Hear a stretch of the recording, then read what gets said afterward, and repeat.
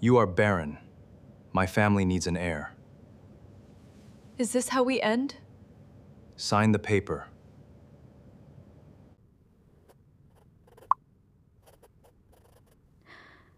Sign here? He didn't even look up. This is how 4 years ends? She whispered, staring at the papers between them. One signature? Kang Ji-hoon finally raised his eyes, and what she saw in them was colder than anything she'd ever known from him. My family needs an heir. My mother has already found someone who can give me one. He slid the pen closer. You couldn't. Danielle Reeves felt the words land like a blow to the chest. Her hand shook as she picked up the pen. A tear slipped down her cheek and landed on the page before her signature even finished drying. She pulled the ring from her finger and set it gently on the table, the way you'd set down something you were afraid to break further. Then she looked at him one final time. I hope she gives you everything you think I couldn't. She walked out without turning around, and Ji-hoon let her go, telling himself over and over that he'd made the only choice he could. 4 years later, on the morning of his second wedding, the grandest hotel ballroom in Busan, filled with the country's wealthiest families, waiting to watch Kang Ji-hoon marry again. And then the doors at the back of the room opened. Every head turned. Standing there was the wife he'd called Barren, except she wasn't the broken woman who'd left 4 years ago. She was radiant, composed, untouchable, and she wasn't alone. Beside her stood 3 little boys. Same age, same height, same unmistakable face he saw in the mirror every morning. The room went silent. He had divorced her because she supposedly couldn't give him children. Now 3 of them were standing in front of him. So whose sons were they really? Before we get into how we got to that ballroom, hit like on this video, subscribe if you're new here, take 5 seconds to subscribe, share with a friend, family, and loved ones, and drop a comment letting us know where you're watching from. We love our viewers and care about you all, and we'd love to know you're out there. And while you're typing, tell us this. If you were Danielle, would you have signed those papers or fought to keep your family together? Now let's rewind to where this all began. Back when a cold, dutiful heir chose his mother's expectations over the one person who ever loved him without conditions. A decision that would haunt him for the rest of his life. Danielle Reeves grew up in Atlanta, the oldest daughter of a nurse and a high school football coach, raised on the belief that hard work opened every door worth walking through. She'd earned a scholarship to finish her MBA in Busan, chasing a specialization in international business that no program back home could match. Korea, though, was not an easy place to be a stranger. She spent her first few months lost in translation, homesick for her mother's cooking, wondering some nights if she'd made a mistake crossing an ocean for a degree. Then, one evening at a small jazz bar tucked into an alley near Gwangali Beach, everything shifted. She'd gone alone, needing a night that didn't feel like studying or homesickness, and ended up sharing a 2-top table with a stranger after the place filled up faster than either of them expected. He apologized for crowding her space. She told him to relax and order something before the trumpet player started without them. I'm Kang Ji-hoon. Try not to hold the table against me. My ego's fragile, he said, and she laughed despite herself. He didn't mention that his family's name was on half the office towers in Hyundai. To Danielle, he was just a stranger with an easy laugh and kind eyes, humming along off-key to a song he clearly didn't know all the words to. 10 minutes of conversation turned into 3 hours. 3 hours turned into a friendship neither of them could explain, and within a year, that friendship had quietly become something neither of them was willing to name, until Ji-hoon named it first. For the first time in his adult life, someone loved him without knowing his net worth. Danielle loved the version of him that burned rice on Sunday mornings, but refused to let her cook, who drove across the city searching for a store that carried sweet potatoes the way her grandmother made them, who held her when the loneliness of a foreign country crept in and told her, "You will never have to face this place by yourself again."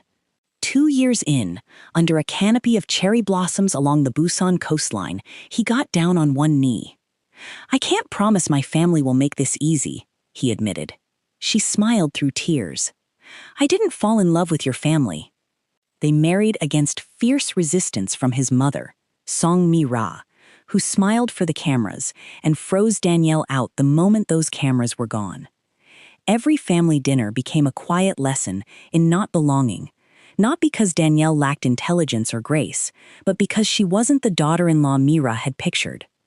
Ji-hoon fought for her anyway. He shut down every comment about her accent. He walked out of meetings when business partners tried to introduce him to more suitable women. When Danielle apologized for the tension her presence caused, he'd pull her close and tell her, "You didn't cause this. You're my wife." For 4 years, that love held strong against everything his family threw at it. Then came the question that never stopped being asked. "When are you giving us an heir?" At first, Ji-hoon brushed it off. "Marriage isn't a business deal, and my wife isn't a factory."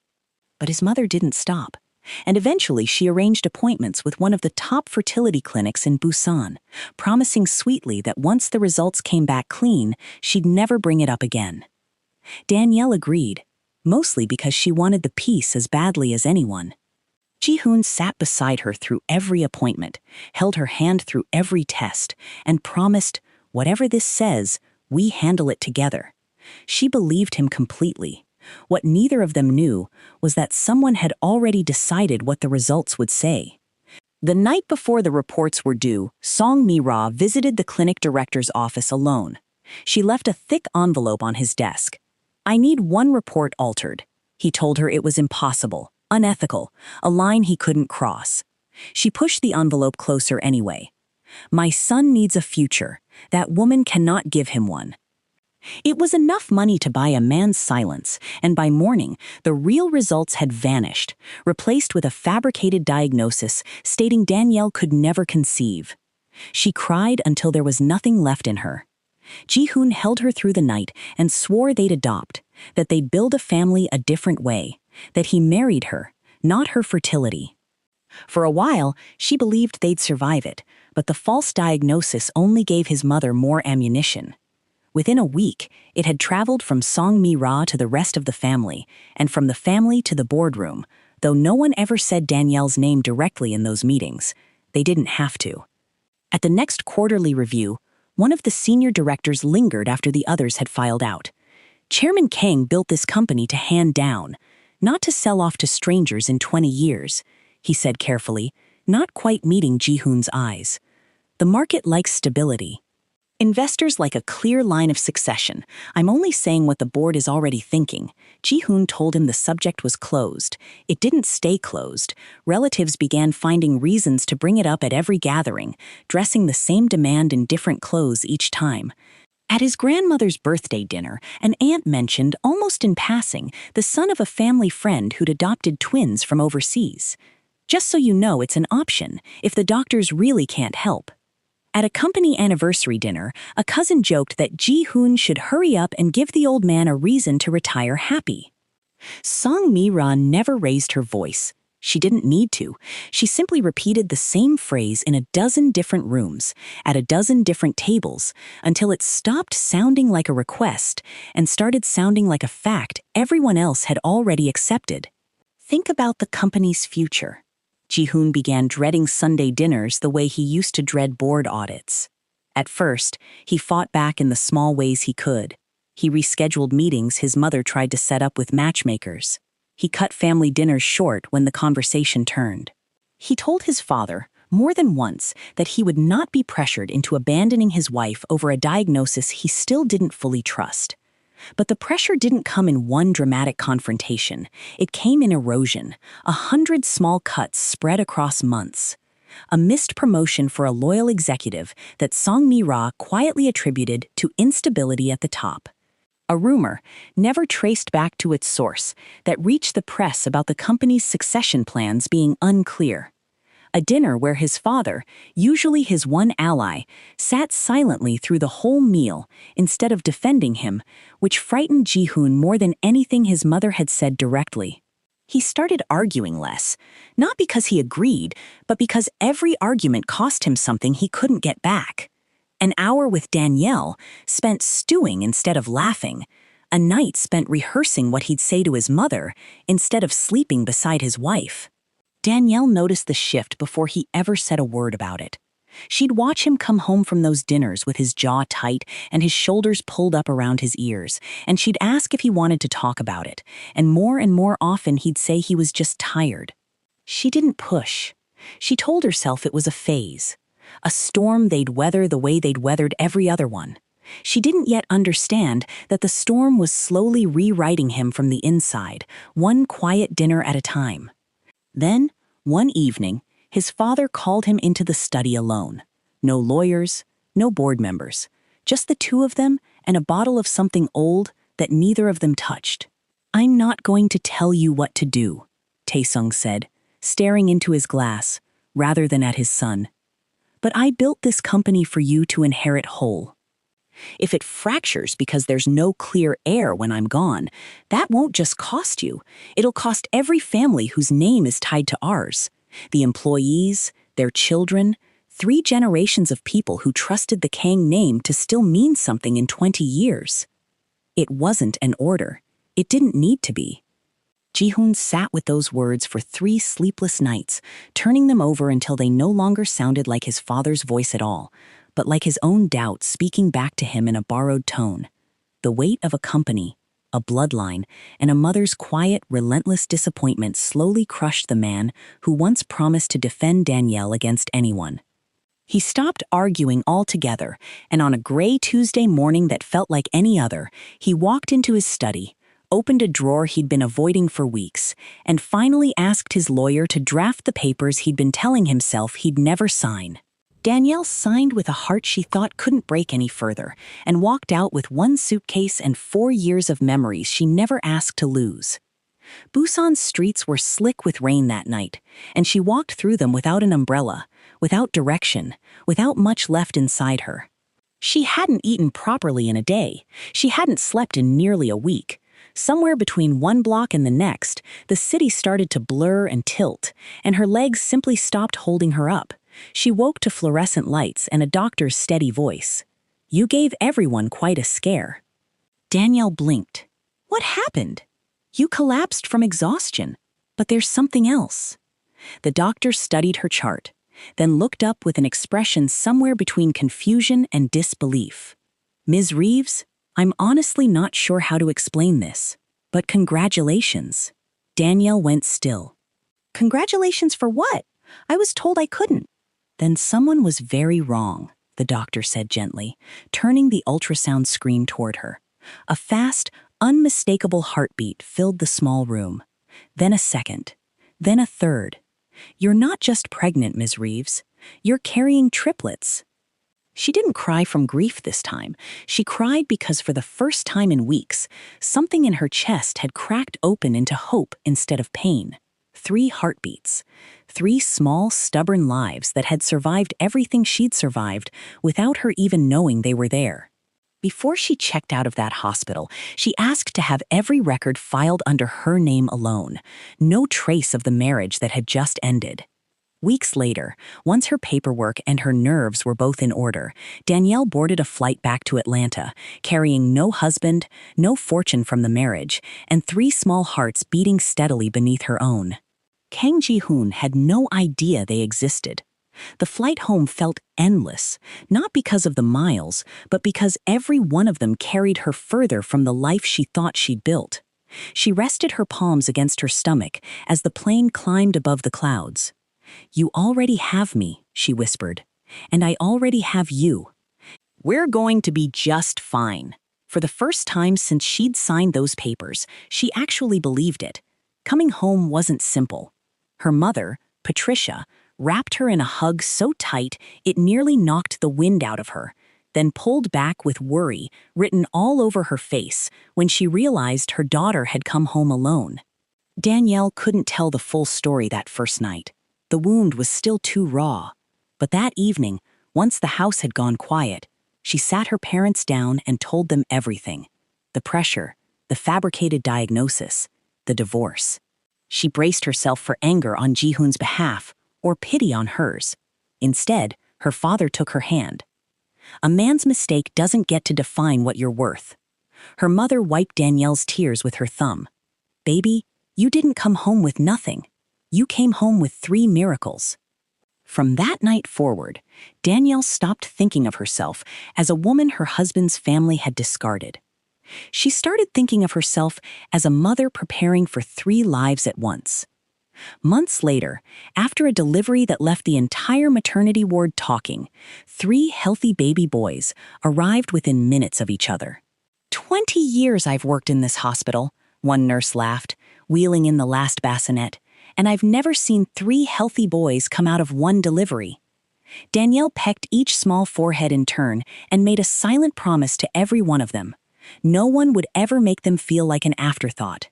She named them Malik, the calm observer who rarely cried and seemed to study every face in the room; Julian, who smiled so easily he could light up a whole house without saying a word; and Theo, the youngest by minutes, fearless from the start, first to crawl, first to climb, first to find trouble.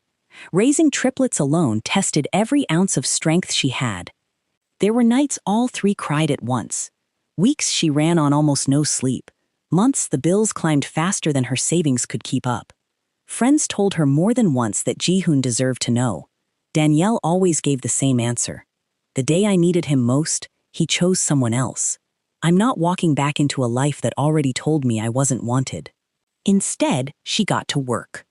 Using the business degree she'd earned in Busan and a set of skincare recipes passed down from her grandmother in South Carolina, she started mixing small batches of natural products at her mother's kitchen table, hand-delivering orders herself, and answering customer emails after midnight once the boys were finally asleep.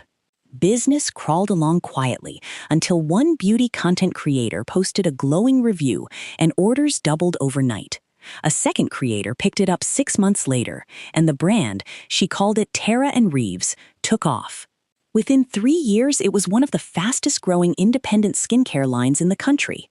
By year 4, investors were calling, and her products sat on shelves in Europe and the Middle East, and Danielle Reeves had quietly become one of the most talked-about young founders in the industry. No magazine profile ever mentioned why she pushed herself so hard. Everything she'd built for 3 little boys. On the other side of the world, Kang Ji-hoon had everything a man in his position was supposed to want. Kangwon Group had expanded into new markets under his direction. His face turned up regularly in business press, usually beside some headline about young leadership reshaping an old company. Employees respected him. His father, for the first time in years, seemed proud of him in a way that didn't come attached to a demand. By every measure his mother had ever used to judge success, Ji-hoon had won. And still, something sat hollow in the middle of it all. A quiet static that never fully switched off no matter how many deals closed or headlines ran. The first year after the divorce, he threw himself into work the way other men might throw themselves into a bottle. He took every meeting his schedule allowed and several it shouldn't have. He flew to 3 continents in a single month to close a shipping contract that, in hindsight, hadn't needed his personal presence at all. He simply hadn't wanted to be in Busan, in the apartment that still smelled faintly like a life he'd ended. Dae-hyun tried, more than once, to get him out of the office. "You've turned into your father," he told him bluntly one night over drinks Ji-hoon barely touched. Chairman Kang at 32. "Congratulations." Ji-hoon didn't laugh. He didn't have anything to say to that, because some nights, alone in an apartment too large for one person, he suspected his friend was right. The divorce hadn't solved anything. It had simply redirected his mother's attention from grandchildren to marriage prospects, and within a year, she was arranging introductions again, this time with a fresh urgency, as though a second wedding might quietly erase the first one from the record. Ji-hoon turned down the first 4 candidates without meeting any of them. He agreed to meet the 5th, Park Yuna, mostly because his mother had finally worn him down, and partly because a mutual business contact had vouched for her sharpness, telling him she ran her family's architecture firm better than most men twice her age ran anything. Yuna was not what he expected. She didn't perform interest in him the way some of the women his mother introduced had. She asked pointed questions about his company's expansion strategy, disagreed with 2 of his answers, and left their first dinner without giving him her number, telling him plainly that she wasn't interested in being anyone's rebound or anyone's obligation. It took him 3 weeks to track down her office and apologize for whatever impression he'd left. To his own surprise, he meant the apology. Over the following months, something that looked, from the outside, like a real relationship began to take shape. She made him laugh in a way he hadn't in years.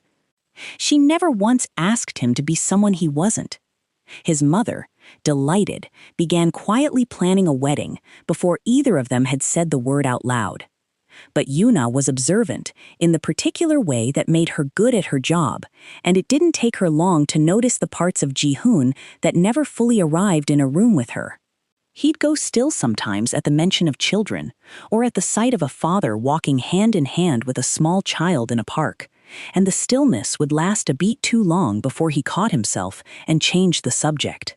One evening over dinner, months into their engagement, she finally asked him plainly, setting down her chopsticks like she wanted his full attention for the question. "Have you actually let her go?" He stared out the restaurant window for a long moment before answering, watching the reflection of the candlelight instead of his own face. "I don't know how to let go of someone I never wanted to lose in the first place." Yuna looked down at her plate and smiled, but it didn't reach her eyes. "Maybe you're trying to forget the wrong person and marrying me instead of dealing with that." He didn't deny it. He wanted to. He couldn't. The comment sat with him for a long time after that dinner ended, following him home, following him into the months of wedding planning that followed, sitting quietly at the back of his mind through cake tastings and venue walkthroughs and 100 small decisions that should have felt like building a future and instead felt, more and more, like going through the motions of one. 4 years passed. The boys grew into loud, curious, wildly different kids who filled every room they entered. Malik buried himself in books. Julian made friends with literally everyone, including the mailman. Theo wanted to be an astronaut one week and a firefighter the next, and carried a small sketchbook everywhere in between, quietly drawing the people he loved. One Saturday, while helping Danielle in the garden, Theo looked up and asked the question she'd been dreading. "Mom, why don't we have a dad like everybody else at school?"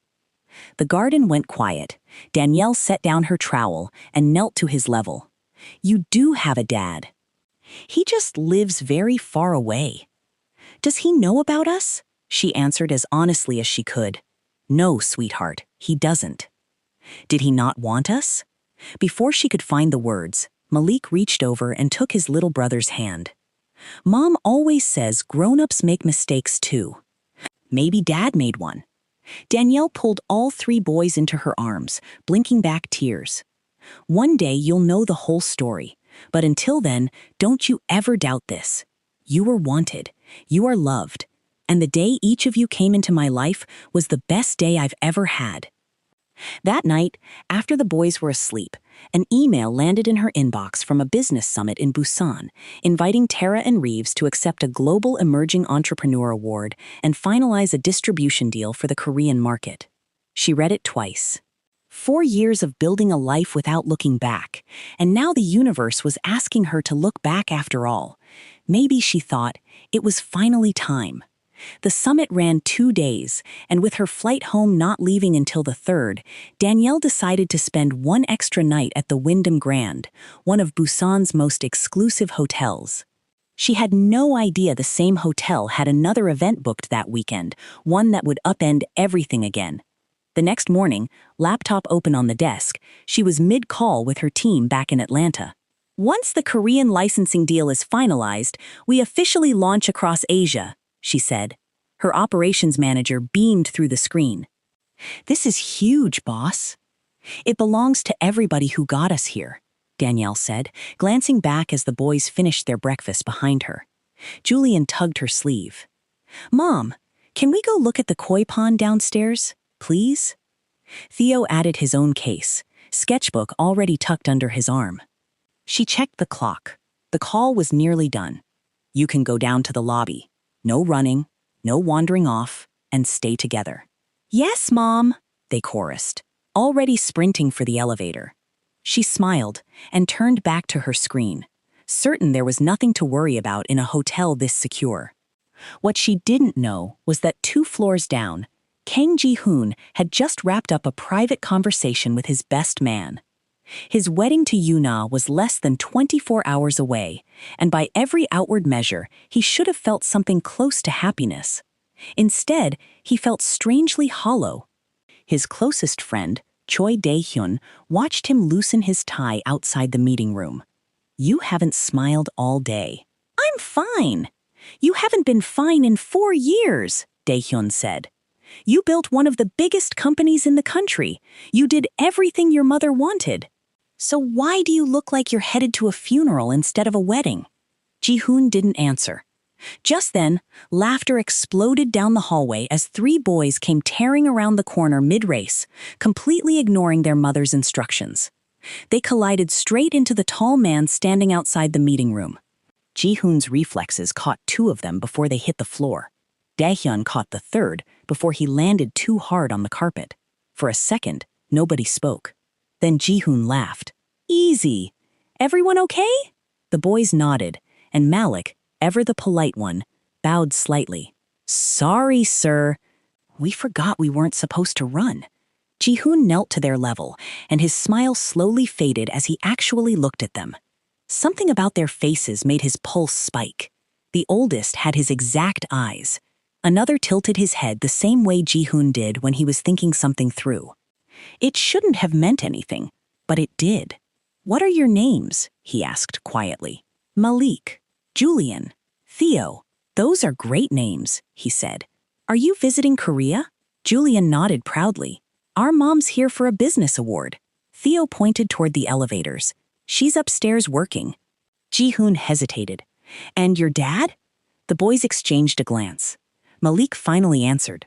"We've never met him. He lives here, though." Something tightened in Ji-hoon's chest, and before he could ask anything else, a familiar voice called down the hall. "Malik! Julian! Theo!" The boys spun around instantly. "Mom?"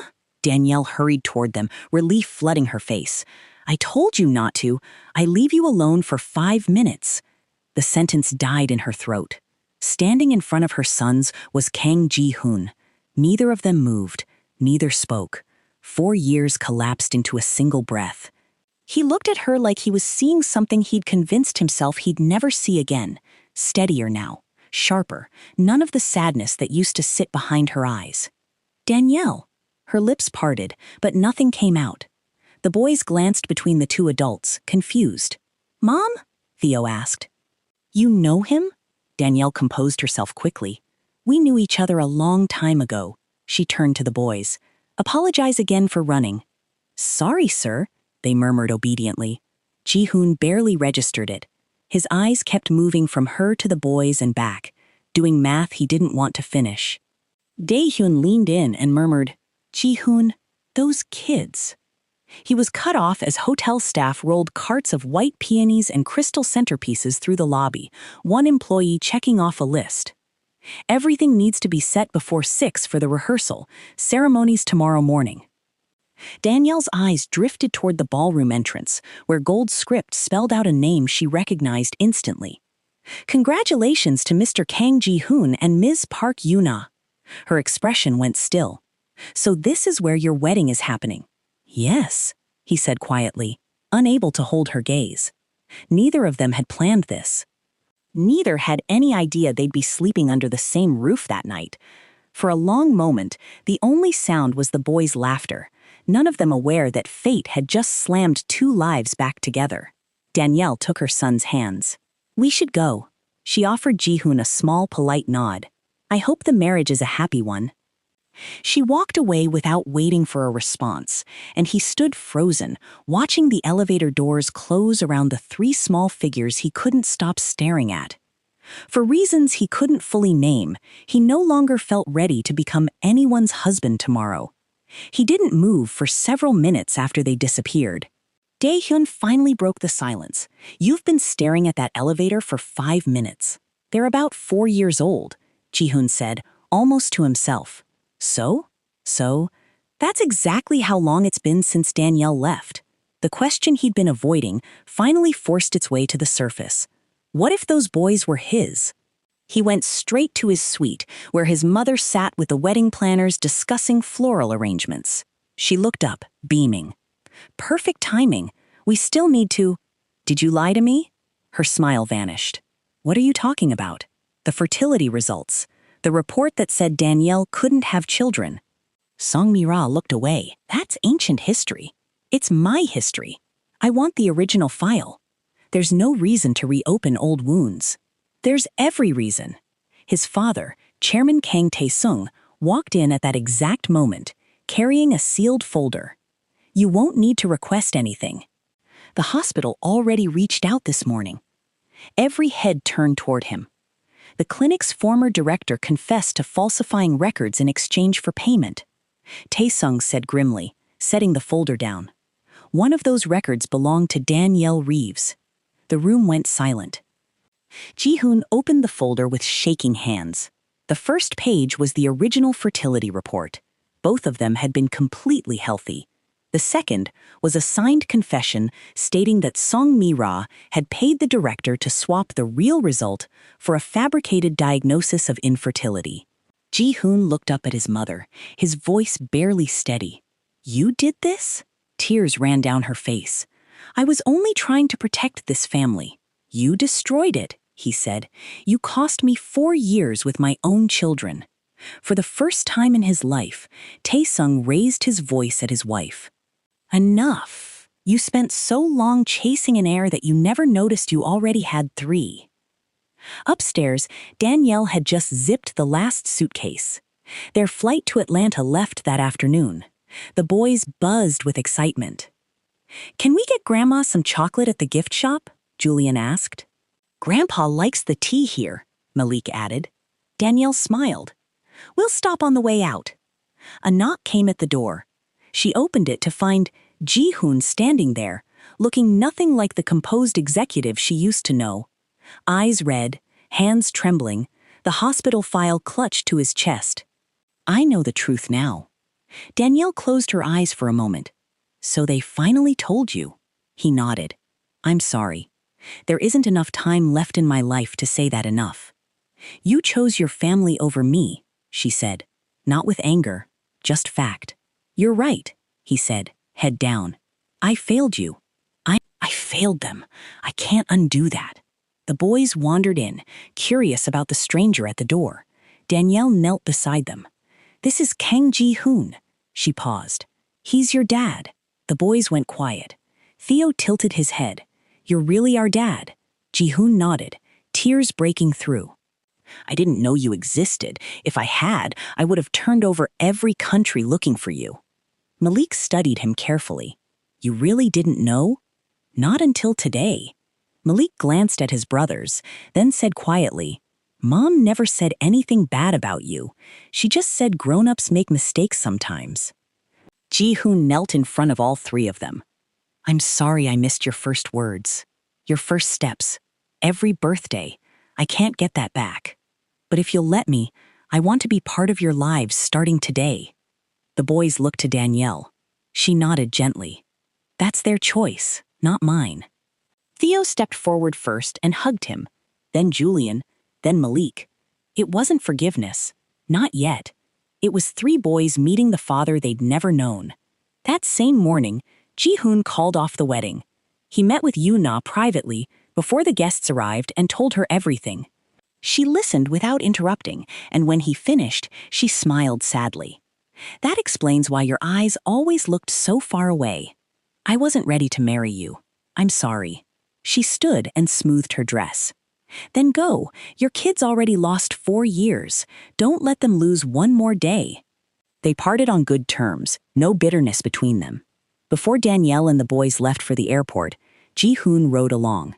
At the gate, a long silence passed between them until he finally spoke. I know I don't deserve another chance. No, she agreed, you don't. He accepted it without arguing. But, she continued, they deserve a father. I won't stand in the way of that. Relief broke across his face. I'll come to Atlanta as often as they'll let me. You'll come because it's your responsibility, she said evenly. Not because you're trying to win me back. I understand, he said. I promise. Boarding was called. The boys hugged him one at a time. See you soon, Dad, Julian said. I'll be there, Ji-hoon promised. He watched Danielle lead them toward the gate, and just before she stepped through, he called her name. She turned. Thank you, he said, for raising them into who they are. She gave him a small, respectful nod. Goodbye, Ji-hoon. Then she walked away without looking back. A year later, Ji-hoon had become a regular fixture in the boys' lives, flying from Busan to Atlanta every few weeks. Not as a billionaire chasing forgiveness, but as a father keeping his word. He showed up for school plays, helped with math homework over video calls, sat in the bleachers at Theo's Little League games, and read bedtime stories whenever he was in town. The boys adored having him around, but at the end of every visit, they went home with their mother. That was where they belonged. One evening, after watching the boys chase a soccer ball across the backyard until the sun went down, Ji-hoon stood beside Danielle. "Is there any chance for us again?" he asked quietly. She watched her sons laughing in the fading light before she answered. "I forgave you a long time ago. But forgiveness isn't the same as going back. The woman who waited for you doesn't exist anymore. I built someone new instead, and I like who she is." Ji-hoon nodded slowly, understanding settling over him. Some things, once broken, don't put themselves back together, no matter how much love is left over. "Then I'll spend the rest of my life being the best father I know how to be," he said. "I believe you will," she answered. As the sky went orange over the yard, 3 boys came barreling toward their mother, wrapping their arms around her at once, and Ji-hoon watched with quiet gratitude. He'd lost the love of his life, but he'd found his sons, and this time he had no intention of ever taking that for granted again. Before you go, what would you have done in Danielle's position? Would you have given Ji-hoon a second chance once you learned the truth, or chosen peace and moved forward the way she did? Let us know in the comments. We read every single one, and your answers might just inspire our next story. If this one got you, smash that like button, subscribe, and turn on notifications so you never miss our next emotional cross-cultural love story. Thanks for watching.